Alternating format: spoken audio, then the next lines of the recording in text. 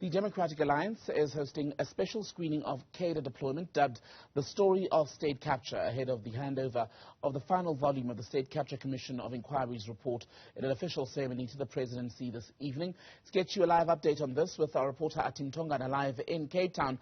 Athi, what is the point of the screening?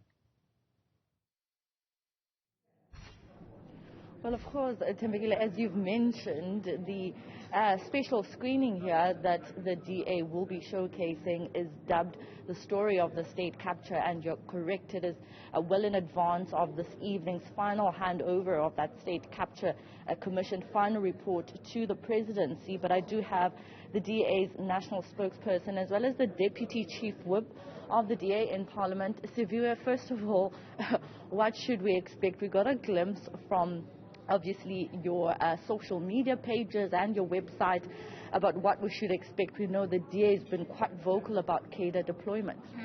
Yes, Athi. Look, I mean, this is our attempt to essentially trace back cadre deployment, which we believe has been at the center of state capture from as early as 1997 in South Africa.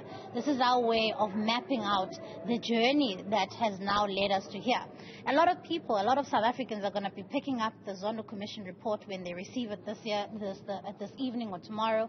And a lot of people are going to have the question in their minds, how did we get here? And for us, it was very important to be able to trace the steps of how actually South Africa got to this point.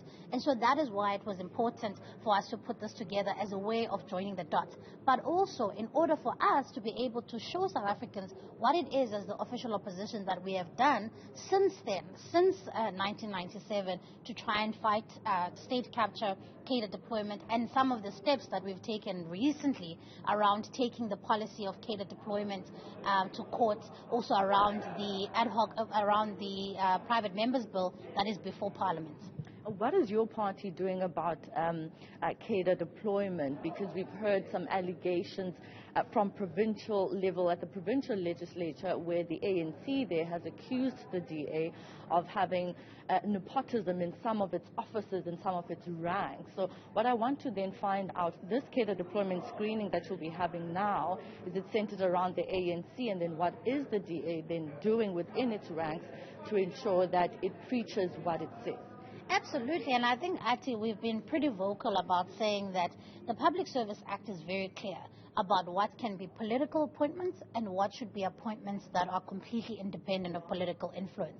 Political appointments, as the Act states, are then within the rights or the ambit of the Premier or the MEC or whatever political office bearer. But positions such as HODs, municipal managers, these are positions that should be completely separate from political influence. And we have been vocal in saying where there has been such conduct, we will be the first to essentially act against it. I mean, if you look at some of the memo that was published, I think it was a week or two ago, where the ANC in the Eastern Cape was summoning municipal managers and heads of departments in a municipality to a party meeting. That is the kind of brazen interference in the state that we have seen under the ANC. And so that is something that the DA can never tolerate. But then we'll always be guided by the Public Service Act, which states which appointments can be open in terms of the section which can be appointed by political office bearers. Now, you have mentioned before the programming committee and before the speaker that you want Parliament to form a process of actually dealing with the state capture report, and there has been, of course, resistance saying that they need to wait for the final report, which obviously will now be handed over today. What are you doing in Parliament to ensure that Parliament plays its oversight in as far as the findings and the recommendations that are in that state capture report? Yeah. Look, it has been an extremely frustrating couple of months in Parliament trying to get the Speaker and the ANC broadly to understand that the role of Parliament is very much separate from the process that the President has to initiate. The President has asked for 4 months after the final report to have an implementation plan. but that is in so far as his action as the head of the executive. We as Parliament need to start a process where we say past and present members of Parliament who are implicated, including, in fact, the Chair of Chairs, Cedric Frolic, who remains a presiding officer in Parliament as we speak, who has been named in the third installment of the Zondo Commission and has simply been referred to the Ethics Committee. Our view simply is that now that the final report is here, there's nothing stopping Parliament from going through the entire report and saying these are the members that have been implicated, past and present. We expect to see Parliament going to lay criminal charges itself against people who have broken the trust of South Africans. That is something that a functional Parliament would do. We can't simply stand back, because part of the reason why we're here, Athi, is because Parliament sat on its hands and allowed people to hollow out our state the way that it has.